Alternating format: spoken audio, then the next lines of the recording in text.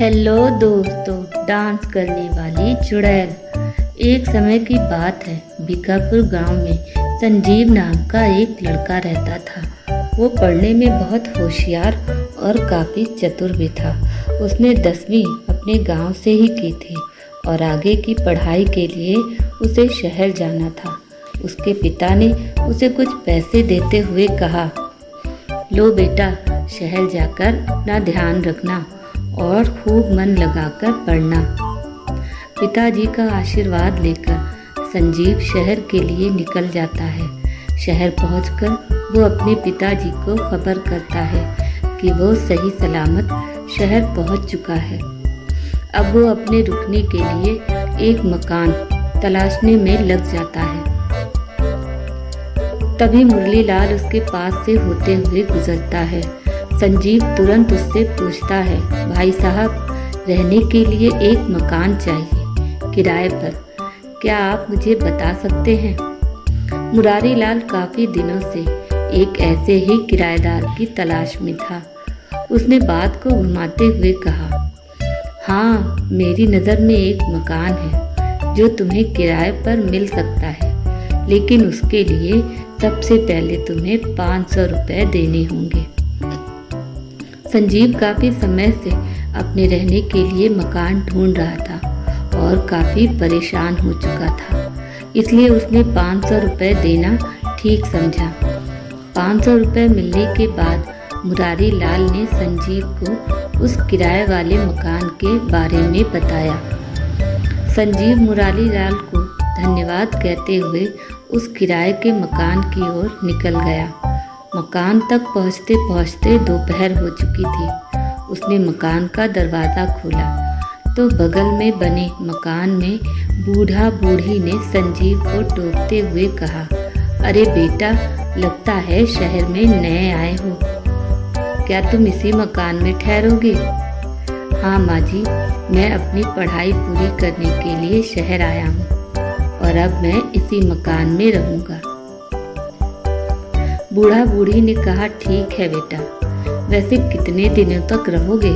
संजीव ने जवाब दिया, जब तक मेरी आगे की पढ़ाई पूरी नहीं हो जाती तब तक मैं यहीं इसी मकान में रहूँगा। बूढ़े ने कहा, देखते हैं कब तक तुम इस मकान में रह पाते हो।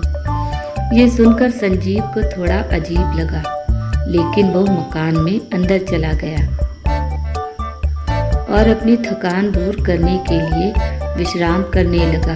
विश्राम करते करते कब रात हो गई पता ही नहीं चला। लगभग रात 12 बजे संजीव की आँख खुली। उसे छत पर एक अजीब सी आवाज़ सुनाई दी। आवाज़ सुनकर संजीव ने कहा, क्या मुझे छत पर जाकर देखना चाहिए? फिर थोड़ी ही देर के बाद कहा, नहीं नहीं, ये जगह मेरे लिए अभी अनजान है, मुझे अभी सोच समझकर फैसला लेना चाहिए। और आलस में डूबते हुए फिर से सो गया। सुबह संजीव टहलने के लिए गांव में निकला। वहां पर एक ढाबे पर चाय पीने के लिए रुक गया।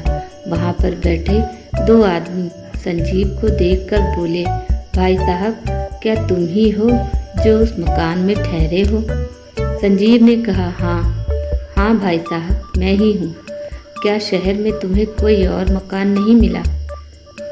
पता नहीं, तुम्हें उस मकान में भूत रहता है, इसी वजह से उस मकान में कोई किराएदार नहीं ठहरता।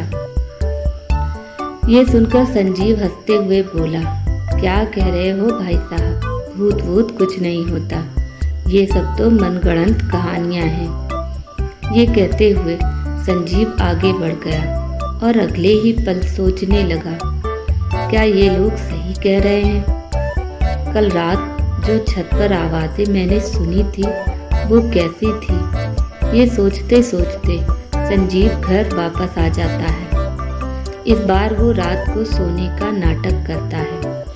इस रात फिर से छत पर आवाज़ें शुरू हो जाती हैं। संजीव तुरंत खड़ा हो जाता है और चुपचाप सारी आवाज़ों को सुनने की कोशिश करता है। वो देखता है कि बूढ़े और बुढ़िया दोनों छत पर नाच रहे हैं वो भी डरावने भेष में। लेकिन संजीव उन्हें तुरंत पहचान लेता है और सारी साजिश को समझ जाता है। वो कुछ देर सोचता है और खुद भी भूत का रूप रखकर छत पर टहलने लगता है। बुढ़िया उसे देखकर डर जाती है और चीखने लगती है। इस पर बूढ़ा आदमी कहता है, अरे भाग्यवान, क्या हुआ? क्यों इतना तेज चिल्ला रही हो? सुनो सुनो, ये देखो, हमारे पीछे तो असली भूत पड़ गया है।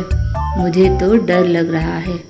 अरे भाग्यवान, कोई नहीं है, तुम तो बिल्कुल डरपोक हो। हाँ हाँ, मैं तो हूँ ही डरपोक, तुम तो बहुत बहादुर हो ना।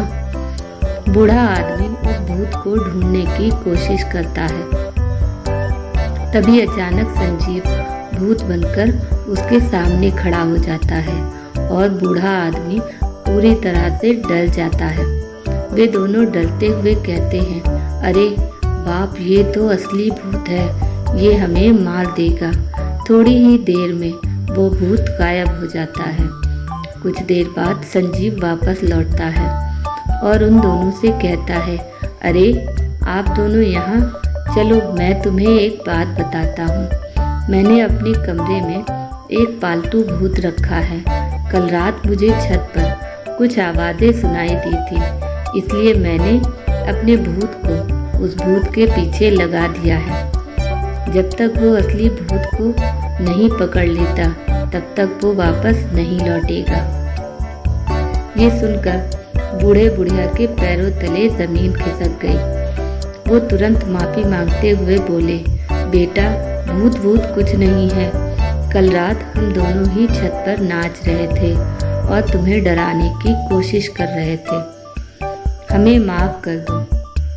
संजीव अनजान होते हुए बोला, अच्छा, तो वो तुम थे, लेकिन तुम ऐसा क्यों कर रहे हो?